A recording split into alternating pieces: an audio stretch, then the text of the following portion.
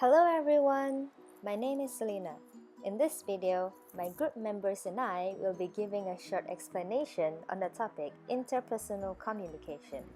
First, let's get to the definition of interpersonal communication. Interpersonal communication is the process of which people share information, ideas, and feelings to one another. Interpersonal communication can be in either verbal or nonverbal. It is a form of face-to-face communication.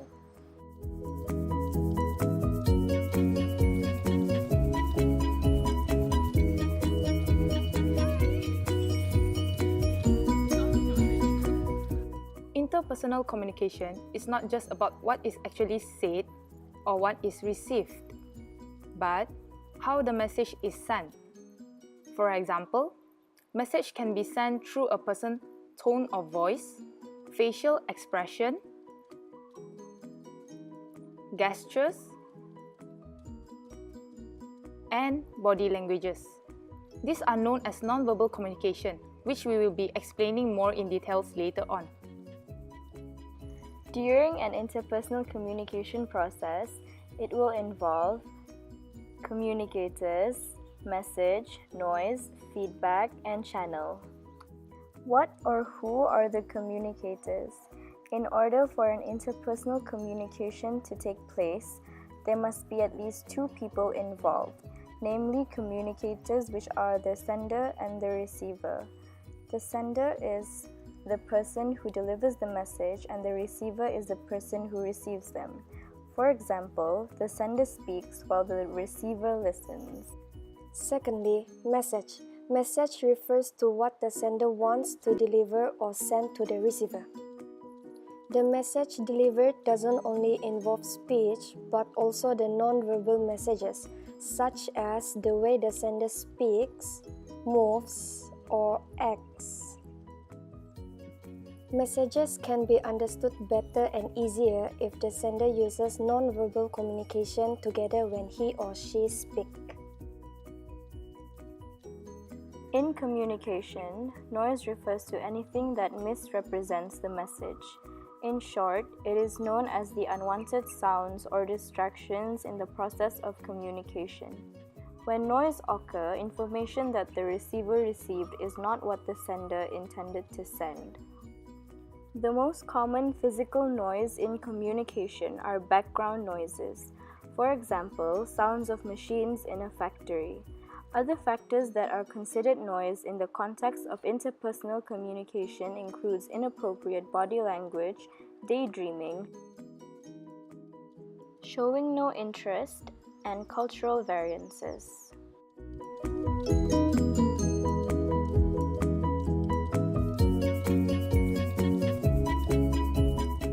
Following, feedback is the response given by the receiver to the sender. The receiver is normally encouraged to give feedback so that the sender can know if the message was sent accurately to the receiver. Feedback can either be a reply or simple gesture, such as nodding or smiling.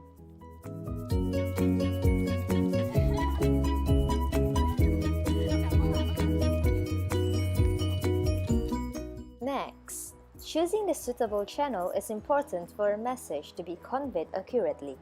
Here comes the question: what is channel? Channel is a transmission medium used between the sender and the receiver when communicating with each other. There are multiple channels used for conveying a message. For instance, face-to-face communication or communication through smartphones such as texting.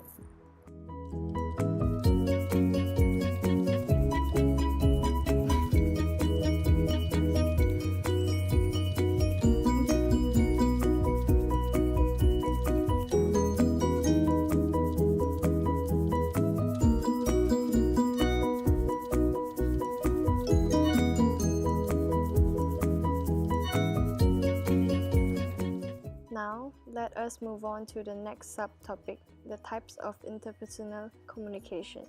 They can include verbal communication and non-verbal communication. Verbal communication is the exchange of information and ideas by using sounds and words. It can be either giving a speech or writing a message. Effective speaking and active listening are both important skills in verbal communication.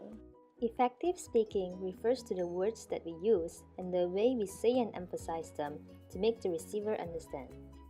For example, doctors use basic and simple words instead of using complicated medical terms when communicating with their patients, but the other way around when communicating with their colleagues.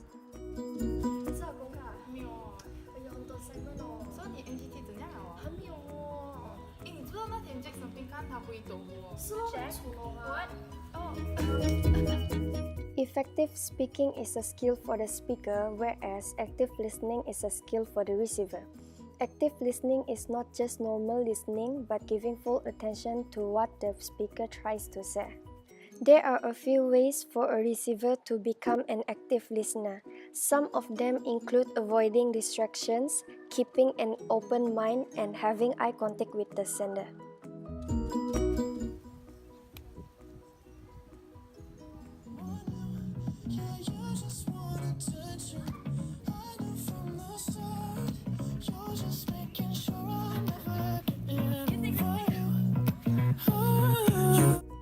Nonverbal communication is the exchange of information and ideas without the use of any words. It can include body languages such as gestures, facial expression, or other body movements that can bring meaning.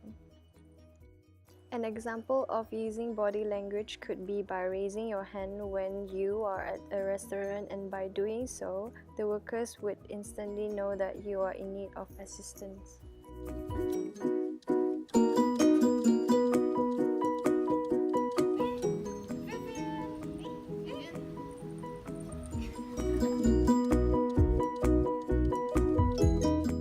That will be all from us.